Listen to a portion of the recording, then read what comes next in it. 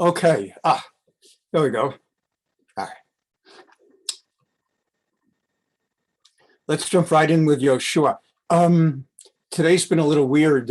One of our shul congregation couples needed about, I knew they needed some time, turned into 6 hours. So I'm a few moments late here and a bit out of breath, even for me, which is really something. But as I said, I just got done with 6 hours. So here we go. Pardon me if I'm coughing a bit more than usual. It comes with needing to catch my breath. Here we go. Joshua chapter 4, and then we'll come to the Torah portion. We left off that the Jews are going to cross the Jordan River to take Jericho. And the two spies have found Rachav, the lady who's an innkeeper, and has made a deal that as long as she hangs a red thread from outside her building, they won't hurt. When the Jews conquer Jericho, we will not hurt her family. But everybody else, no problem, no promises. And the Jews cross the Jordan River. Kasher tamu kol hagoy, and the word goy, always good to remember. The word goy means nation. And Jews also are a goy, the entire nation, referring to the Jews, the Jewish goy. When we call non-Jews goy, what we're really saying is there's Jews and there's somebody from one of the other nations, one of the other goys. And that's how the word became associated with non-Jews. There are other terms for non-Jews that the Talmud uses. Nachri, which means stranger. Akum, which means people who worship stars, because that's what it was in ancient times. Avoda Selilim, those who worship statues. And then there's more specific words. The Christians are called Notzrim, for the Nazarite, those who believe in the Nazarene, Jesus of Nazareth. Muslims are referred to as Muslimim, because there was no such term at the time of the Talmud, because Muhammad did not show up till the year 600. So when the Jewish people crossed the Yarden, the Jordan River, at that point Joshua commanded them, pick one guy in charge of each tribe, 12 men, one per tribe. Now in the time of Moshe Rabbeinu, Moses, they took one man per tribe to be a spy, and they had 12 spies. But as we said last class, he's not taking chances with 12 spies. The Jews did that once before, it did not work out well. 2 good spies, 10 bad spies. So this time he sent only 2 spies. But now that they're across, someone from each tribe to lead the people so that we can organize everybody for the big fight coming up in Jericho. V'hinachtem otam b'malon. A malon in modern day Hebrew means a hotel. If you go to the Hilton,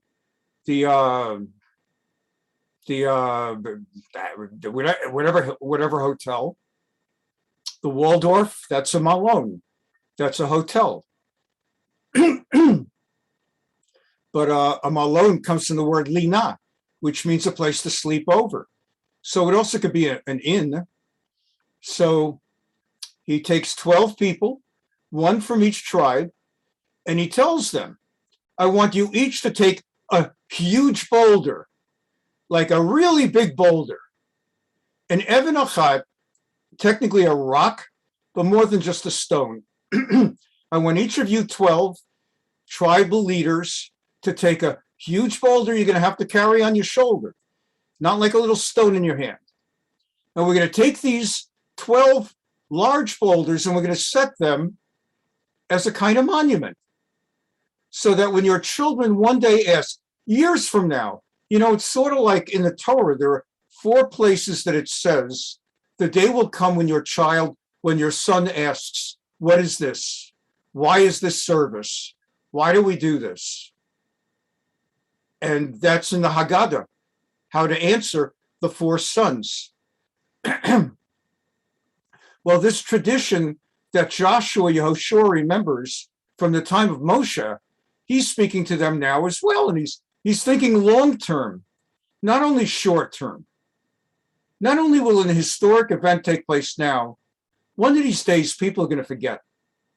Not in our generation, he's thinking, or the next, but sooner or later, people will forget. And we need a monument that people never forget. But we're not allowed to build statues of people. That's what we're going through here in the United States. They built all these monuments in the South to great generals, Stonewall Jackson, Robert E. Lee, others. And now we're living in a period where there's movements that tear down the statues. The statues were built so that the people in Dixie in the South never would forget their battle. And it's an interesting discussion whether, frankly, they should accept that they lost, right? They pulled away in 1860. It's 150 years ago. You lost the Civil War. A good argument could be made. You had great generals, but you lost. And we are the United States, not the Confederate States. And so there's that argument. And then there's the other argument that these generals were great and they fought valiantly. And well, there also are many monuments here up north to great generals. Ulysses S. Grant, others. If you've ever been to Gettysburg or any of the Civil War battlefields, they're strewn and laden with statues and monuments. But Jews are not allowed to make monuments to people.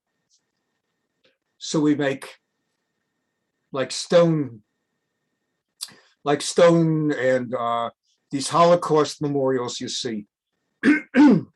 So Joshua's saying, I want these 12 very large boulders to be there forever. Because rocks, stones, they last forever. Unlike what? Bread, grass? So he says, your sons one day will ask, what are these rocks? And you'll tell them. These are rocks, these are boulders that were taken from the Jordan River when the Jews crossed the Jordan River to go at that memorial. We'll always remember the splitting of the Red Sea. For those who question whether there was a splitting of the Jordan River so that the entire nation of 3 million could go through and conquer the land of Israel, that's what this monument is. And so they did. And they set up the monument by Anichum Sham. They set up the 12 Avanim, the 12 boulders, and they set it up ad hayom hazeh, to this day.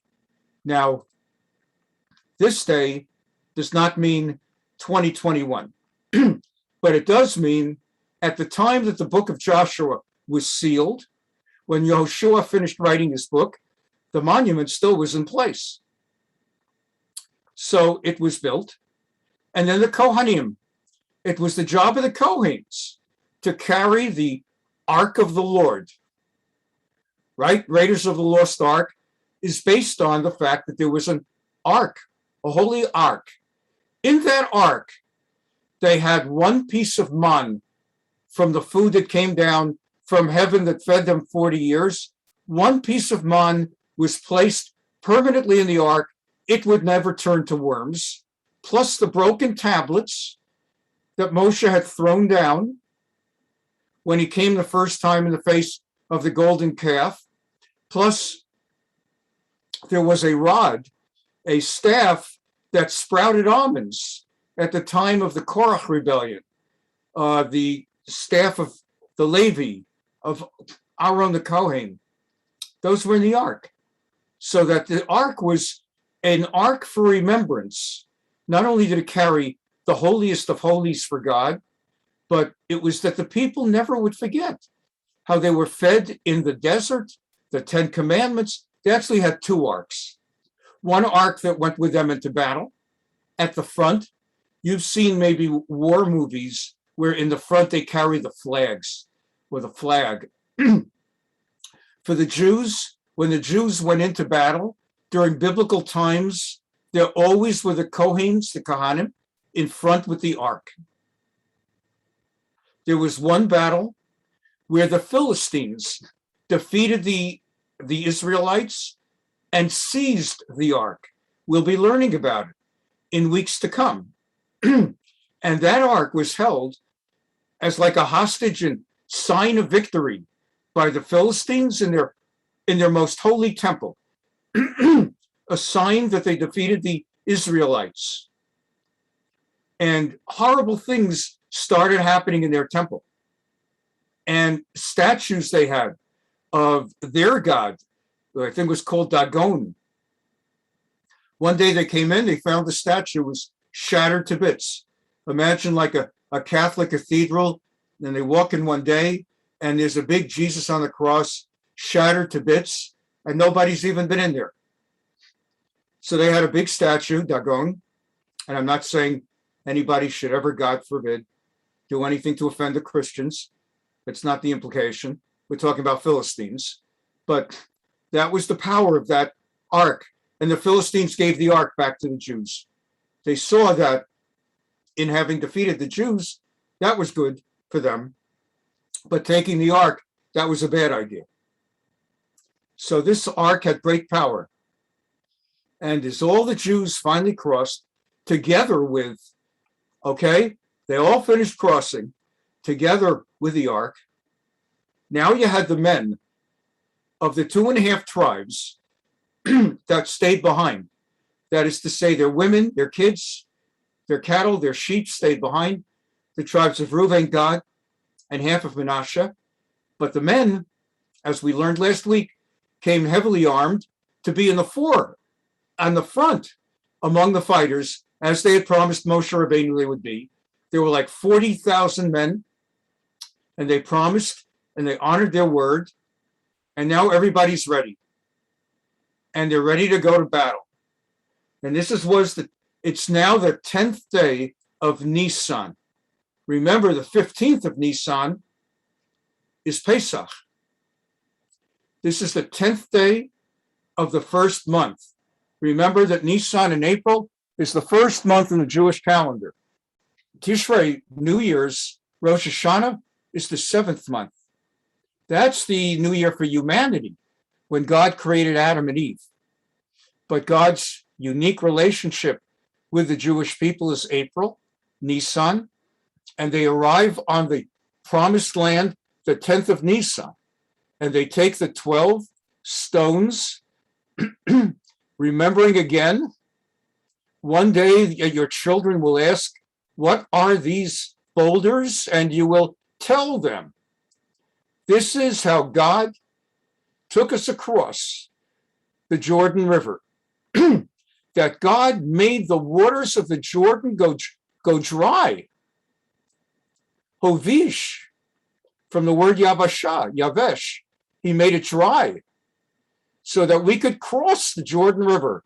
L'mandat kol amei ha'aretz et yad Hashem ki yad chazakahi, that the world should know that God stands with us. Even in the passing of Moshe Rabbeinu, he still is with us. It was not Moshe Rabbeinu who did the miracles, it was God. Moshe was his agent, and now that agency continues through Yehoshua. And the nations on the eastern side of the Jordan, as well as on the west, hear the news that the Jordan River has gone dry. And vayimas levavam, their hearts melted. They were terrified. No spirit lift in them. And at that point, they could have and they were prepared, they could have destroyed anybody. Nobody had the strength to fight them. At this moment in time, it's the 10th of Nisan, days before Pesach, and there will be a massive nationwide circumcision. Keep in mind, for the last 40 years, any Jewish baby born was not circumcised. Girls never are. Any boy born for the last 40 years, wandering in the desert, never circumcised. It was deemed too dangerous because they never knew when the clouds of glory would start traveling in the day hours or the pillar of fire at night, which would indicate God wants the nation to start marching forward. They knew they'd be wandering, they didn't know where, and they knew they had to march anytime that the pillar of fire or the Ananei HaKavod, the clouds of glory, start. And even though they might not start for days and weeks, they might start in 3 minutes. And consequently, you couldn't really circumcise a boy because it's dangerous. It's a health issue. The child's had an operation, a surgery effectively, and for 40 years. So you had the older ones had circumcised, but not the younger ones. So Moshe says, everybody's got to prepare charvot surim, knives, and we have to do circumcisions. By Amalo ben Israel, Il Givat Ha'aralot, and it became known as the Valley of the Circumcisions. See, what happened was, the reason all the people come out of Egypt, all the males of military age had died, right? Because everyone was told that the entire nation will die while wandering the desert. So with everyone there, but meantime, with all those who had come out of Egypt had been circumcised, but none of the people born after the Exodus had been circumcised because they never knew. And therefore, the nation had been uncircumcised, so the whole nation now had to be circumcised. Vayehi kasher tamu, kol hagoy lehimo. And only after everybody was circumcised, now everybody's got to wait and heal. Do you remember how long it takes to heal? Do you remember the story in Vayishlach, I believe, what happened in Shechem, in Nablus, when they raped Dinah, and they made a deal with the Jews of the family of Yaakov that we'll marry into you and you marry into us. And the sons, primarily Shimon and Levi, said, first everyone's got to circumcise. And then Shimon and Levi secretly led the attack and massacred all the men of Shechem because they had not had 3 days to heal. So we know it's going to take a few days to heal. So God says to Yehoshua, Hayom galoti et cherpat Mitzrayim me'elechem. On this day, we finally have removed the disgrace, the humiliation and shame on the bodies of the Jews that they carried forth from Egypt. It is a humiliation. It's just the opposite of what Goya might think. Goya may be proud, like in Europe, that they're not circumcised. In the United States, lots of American non-Jews do get circumcised for health reasons, other reasons. In Europe, by and large, they do not get circumcised. They have not bought into the American concept among non-Jews of circumcising in large numbers. And they're proud of it. They're proud that they eat pork. They're proud of it. And they're proud that they're not circumcised. They look down on it, but that's not how we look at it. We are proud to be circumcised because it's our covenant with God Almighty that defines us as a chosen nation. It's a special relationship. Do you know we say that in the benching? Nodeh lecha Hashem Elokeinu, al shinchalta lavotenu, eretz chemda tova urachava, v'al shehotzeitanu me'eretz Mitzrayim, ufeditanu mibeit avadim, We thank God Almighty for taking us out of Egypt, bringing us into the promised land,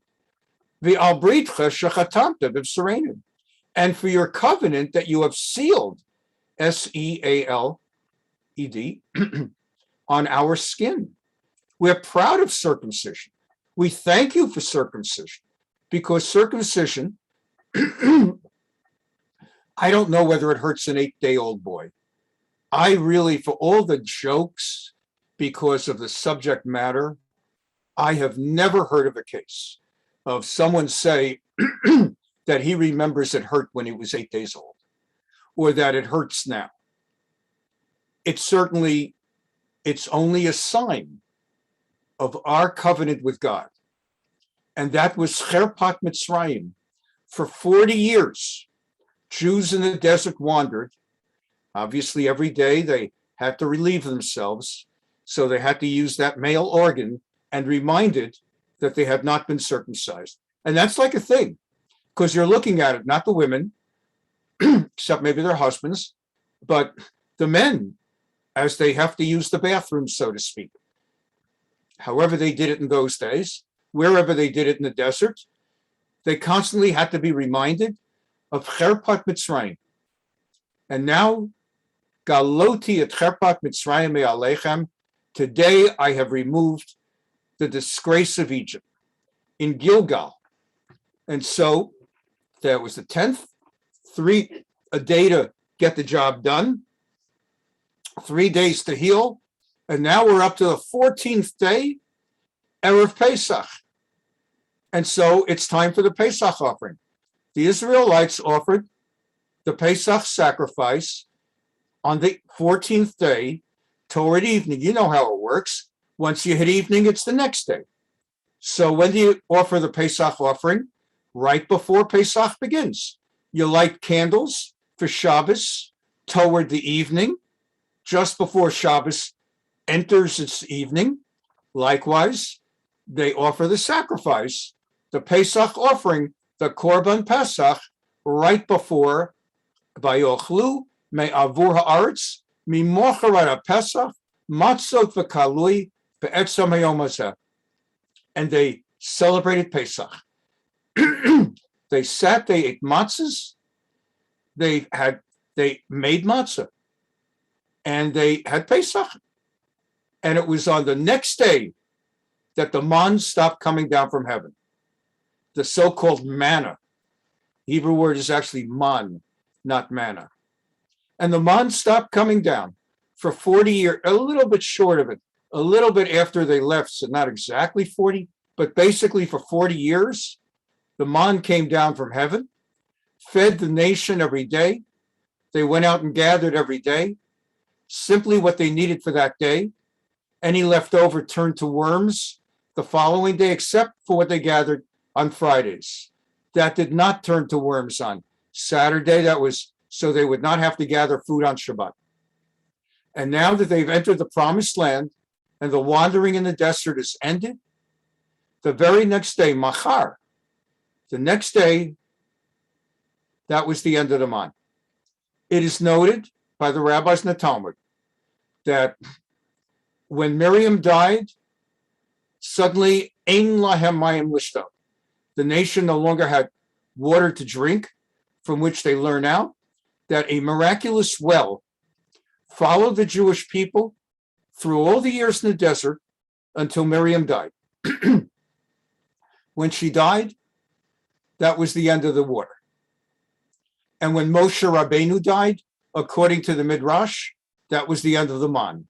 He died just before we crossed into the Jordan River into the promised land. And as we enter into the promised land, the man stopped. So the Talmud says it was in the merit of Miriam that we had the water of the well, and in the merit of Moshe Rabbeinu that we had the man. And upon his death, we now start getting our food instead of from the top down, from man coming down from heaven, we start getting our food from the bottom up, from earth, ground, the way we know it, growing vegetables. According to the Gemara, Moshe Rabbeinu authored the first paragraph the first bracha of the benching. Hazan is a general paragraph-long thanks to God for providing food. Baruch atah Hashem Elokeinu melech haolam hazan et haolam kulo b'tuvo. That paragraph, Baruch atah Hashem hazan et hakol, is written by Moshe Rabbeinu. And according to the Gemara, the next paragraph, No delecha Hashem Elokeinu al shehinchalta la avotenu eretz chemda tova urachava v'al shehotzetanu.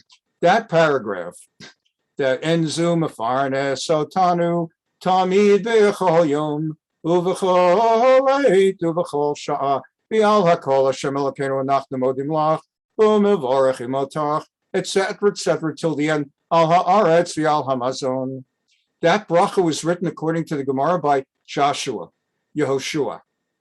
It was necessitated because with the food no longer coming down from heaven, hinchalta lavotenu, it mattered and was particularly important that God now gave us land, promised land from which food would grow from the bottom up.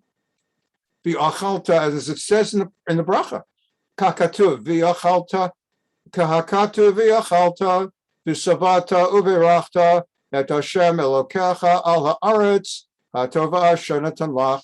And as it's written in the Torah, that you'll eat and you'll be satisfied, and you'll praise God for the land He gave you.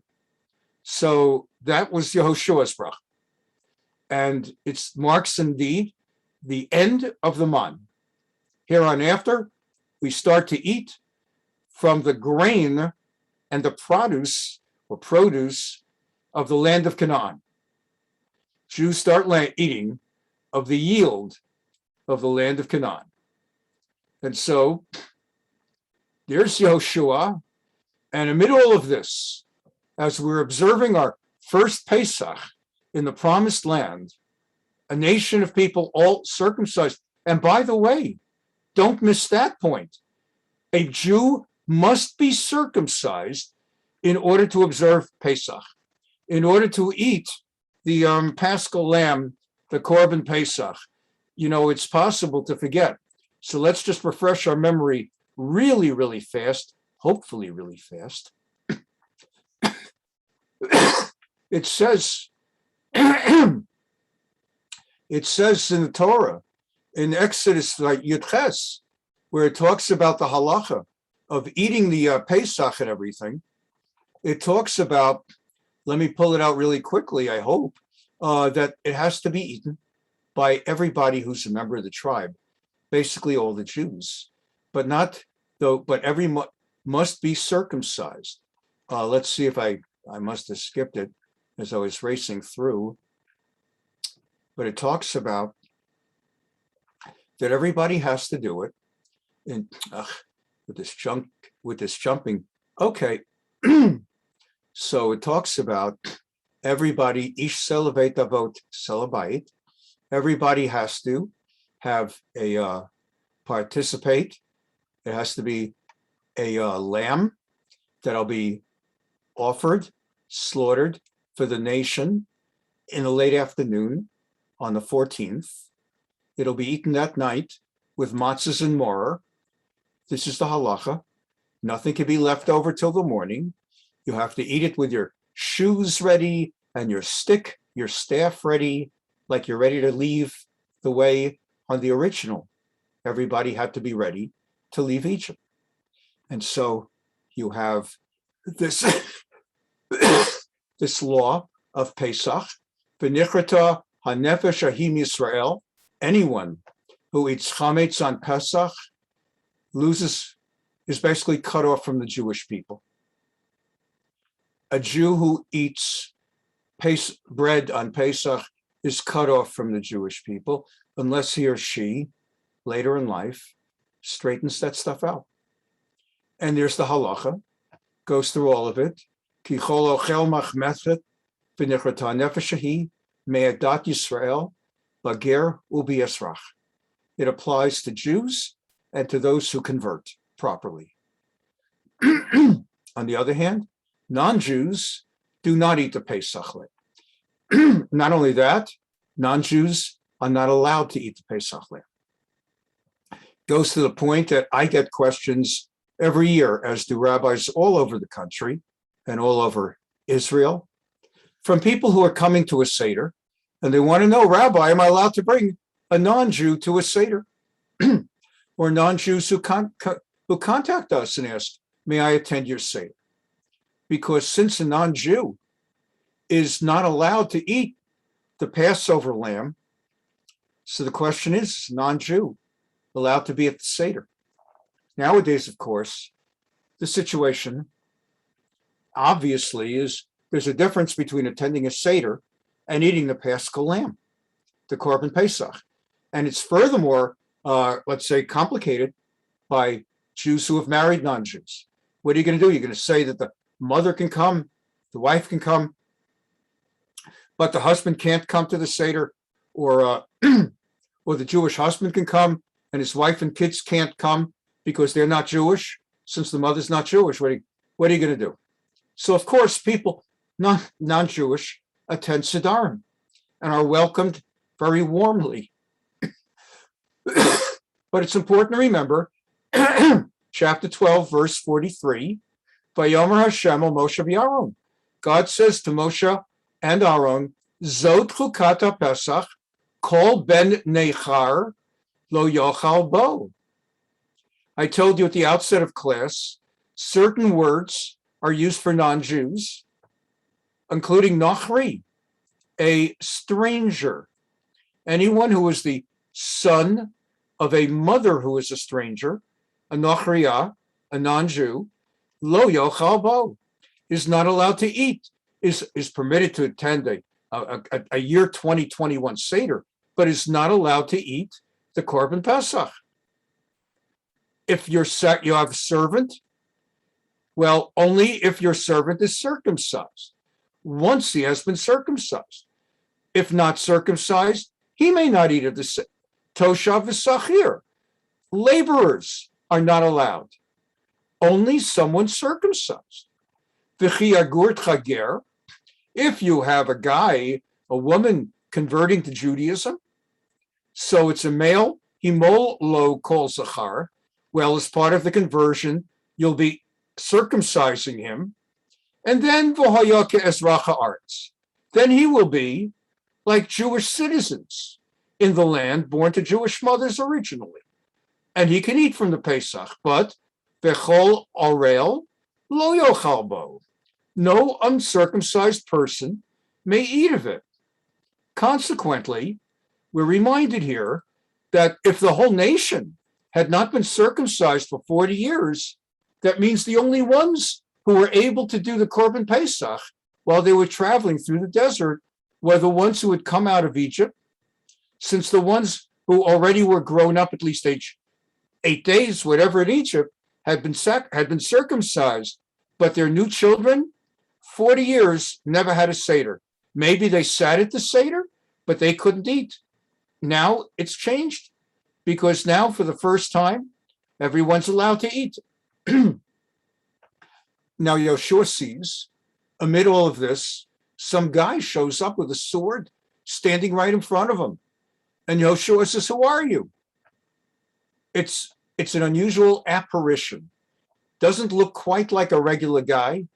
Doesn't look quite different from a regular guy. So he asks, who are you?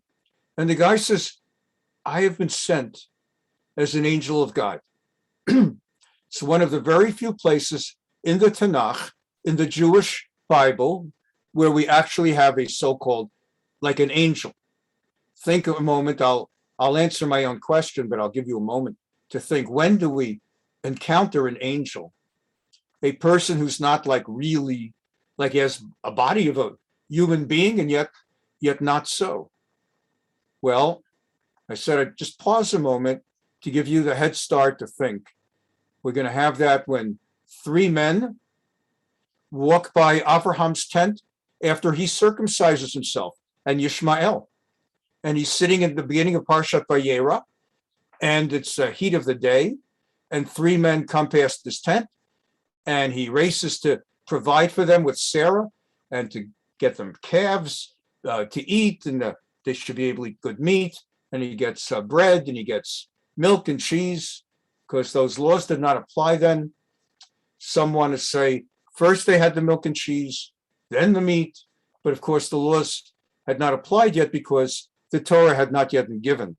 Just as Yaakov, our father, was able to marry two sisters who were alive at the same time, Rachel and Leah, which would not be permitted nowadays. Nowadays, someone is allowed to marry the sister of a wife, but only if the wife has passed away, not to have two wives who are sisters at the same time, even when Jews were allowed polygamy before the year 1000, before Rabbeinu Gershom decreed that polygamy is forbidden among Ashkenazim. So here we have a human who's a angel. There were the three who Abraham met, and then there was the angel who chanced upon, didn't really chance upon, was sent to descend upon Yaakov one night, as Yaakov the next morning was going to encounter Esau. So the night before, Yaakov was encamped all alone. He knew Esau was coming the next day with 400 men. Again, Parshat Vayishlach. And that night, an angel showed up and wrestled with him all night till morning. When else did we have an encounter with an angel? Let's see. When Bilam, the foreign non-Jewish prophet, was called by Balak, king of Moab, to travel and put a curse, God forbid, on the Jewish nation. And his donkey saw in the pathway en route to Moab that an angel stood with a sword ready to slaughter. And the donkey tried to go left and right and knocked into the wall. Bilam got angry at the donkey because the donkey could see what Bilam, the prophet, could not see. So here's maybe the fifth or sixth angel we're encountering. He says, Savar Sar Tzva Shema Talbati, and Yeshua bows down before the angel of God. And the angel of God says, take your shoes off because you're standing on holy ground. This is the ground where the Jews now are. You'll remember something similar when Moshe Rabbeinu was on Mount Sinai when he encountered the burning bush and God first spoke to him. And finally, chapter 6, the story of Jericho. The city was closed off. It was walled in, and they were horrified that the Jews are coming. And they knew that the sea had split, the Jordan River.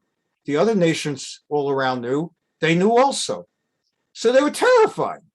So it was not sagur, just sagur. The word sagur means closed. It was sogeret umisugeret. It was reinforced, shut tight. Ein yotzeh ve'ein ba, no one allowed out or in.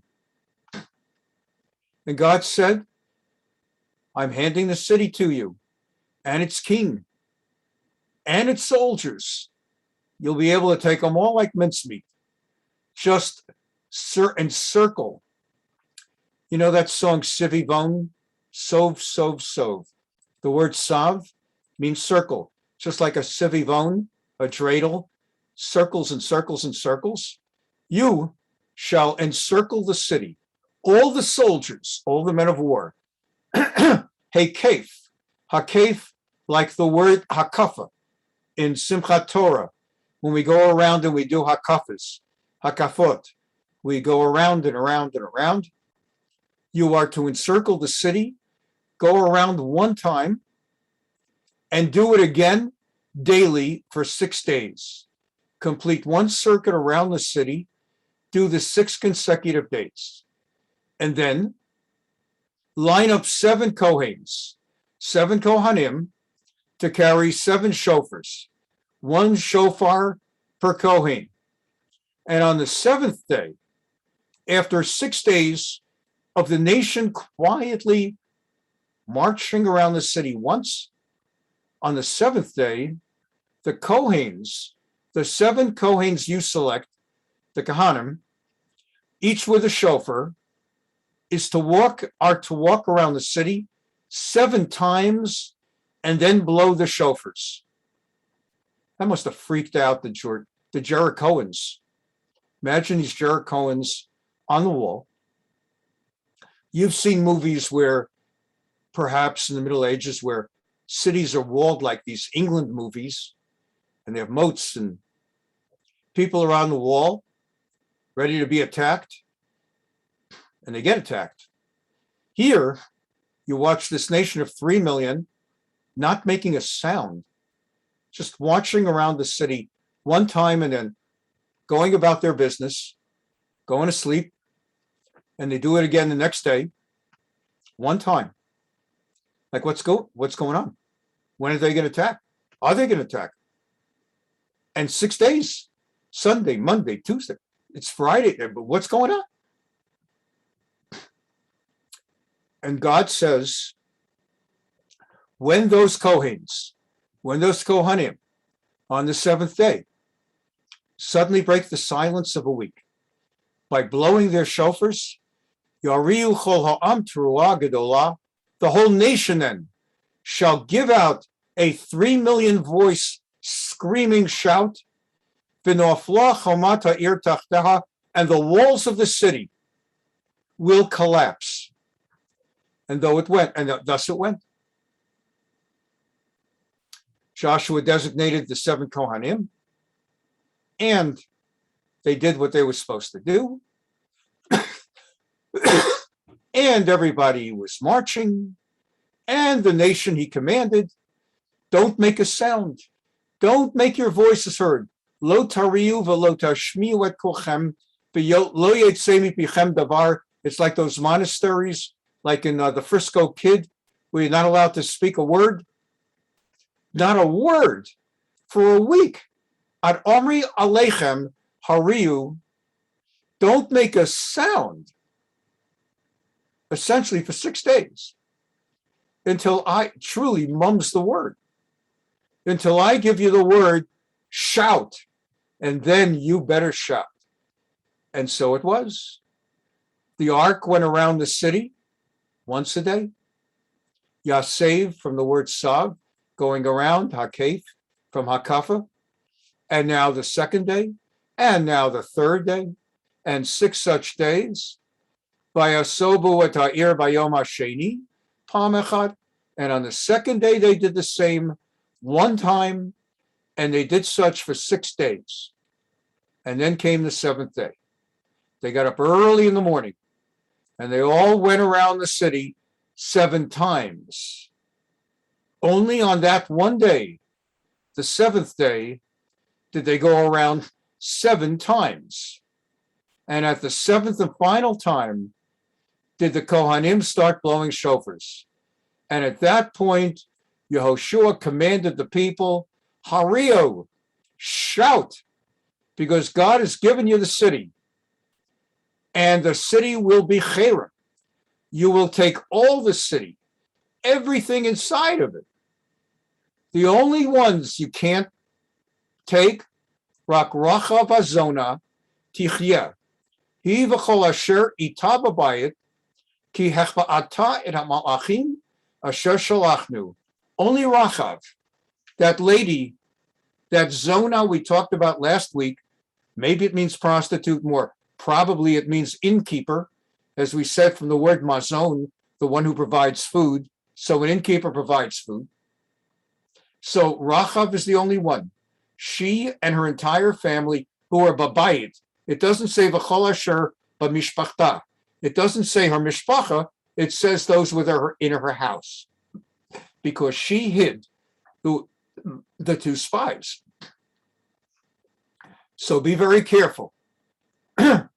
Don't touch anything of hers, but everything else, go for it. And understand, any silver, gold, brass, iron, it all is part of God's treasury. You can't keep that. You may not take and keep silver and gold booty, spoils of victory that you come across. That will have to be dedicated to the treasury of God. Okay, here we go. Home stretch.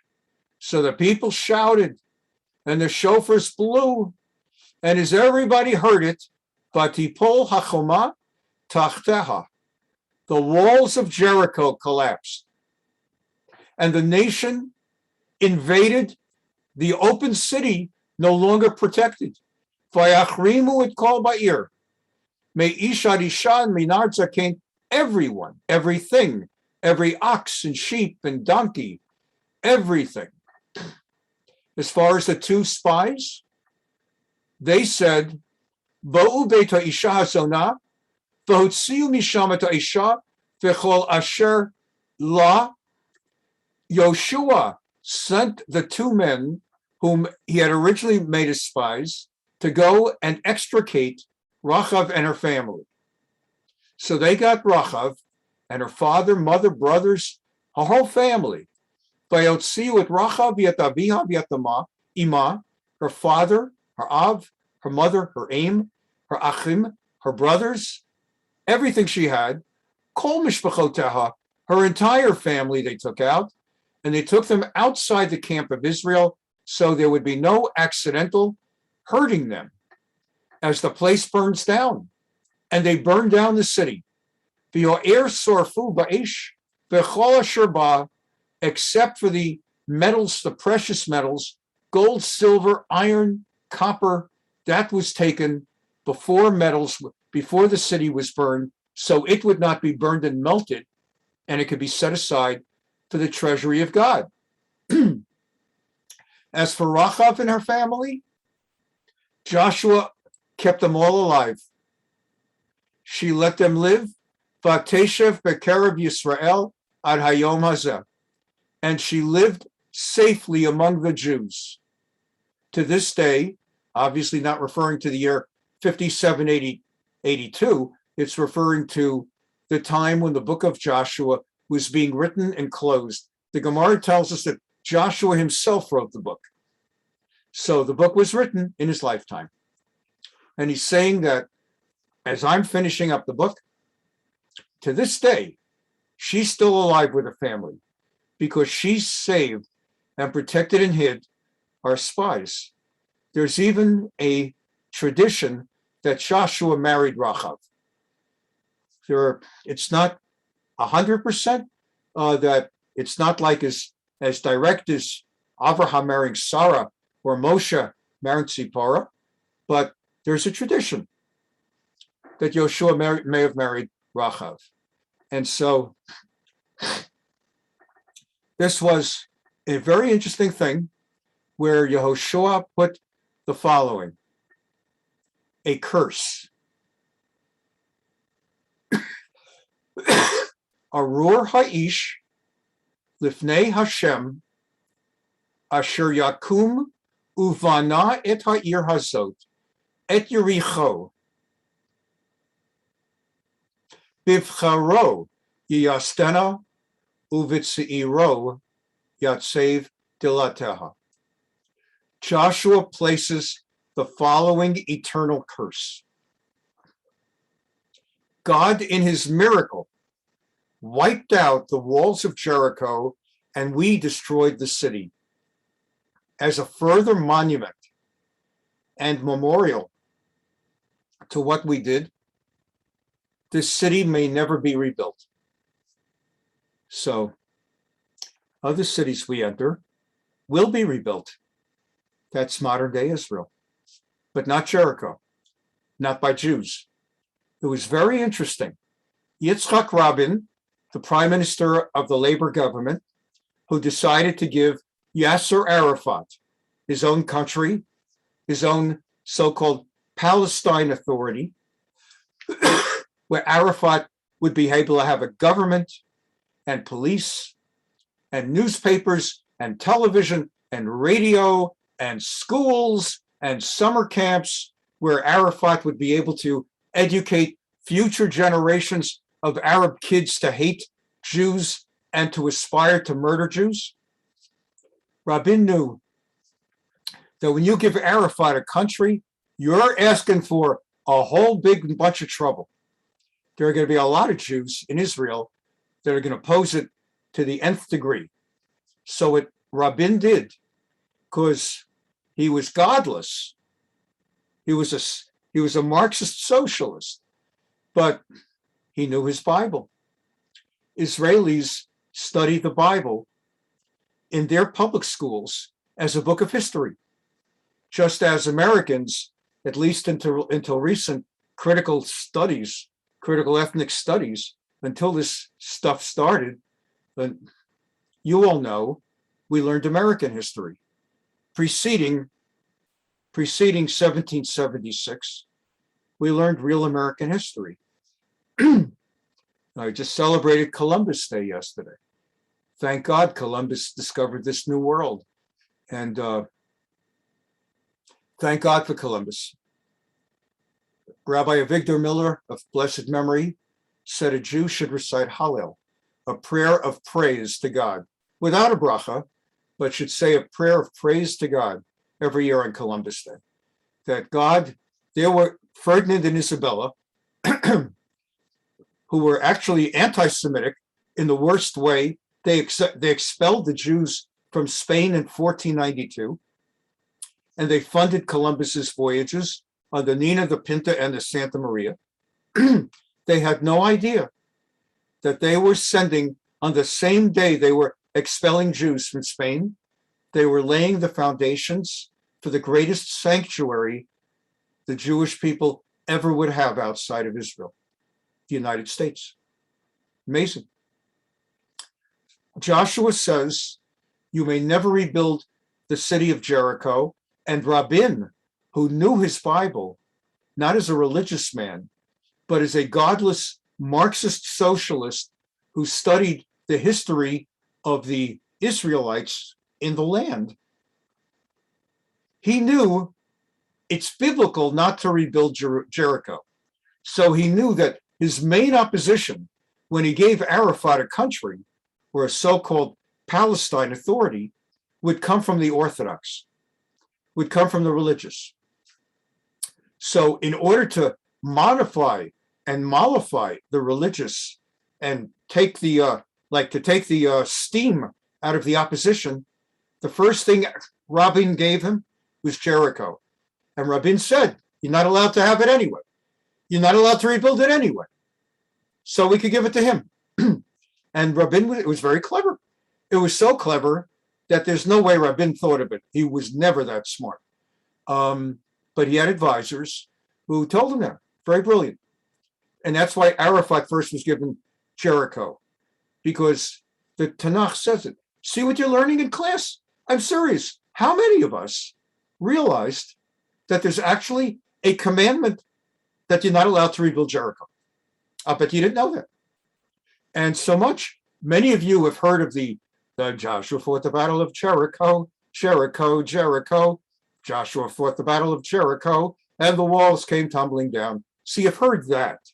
But how many of us knew that the nation of 3 million maintained absolute silence for 6 days, 7 days, one circling, one hakafa daily, and it was only on the 7th day that all this happened?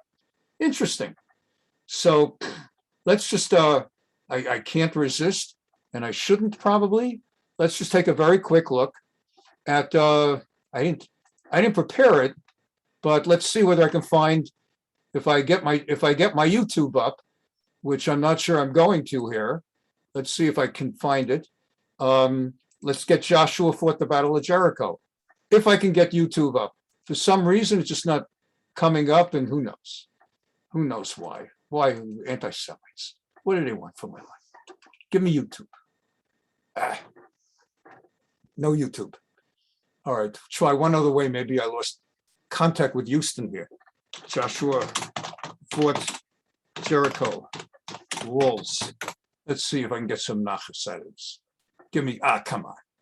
Terry's song, songs for teaching, and a song clip. Let's see if this will work. Listen to this song. Oh. Here we go.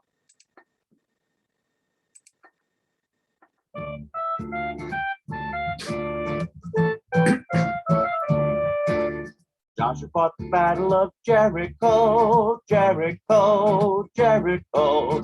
Joshua fought the battle of Jericho, and the walls came tumbling down. Well, it's something, and it even comes with lyrics. Let's see if I get you the lyrics. Oops. Give me one more second. Who's this anti-Semite that won't let me on YouTube? Anyway, let's see if I can get you to, okay. You may talk about your men of Gideon, Gideon, Gideon. You may talk about the men of Saul. None like good old Jericho. Who knows? Who knows? Says up the walls of Jericho, Derek. Anyway, give it one more try. If I can't get YouTube, I'll just assume there's a reason. I'll assume it's YouTube's problem. Good, YouTube's problem. I'm not the only one with problems in life. Okay, so we've now taken the opportunity to learn 3 chapters, really very interesting chapters.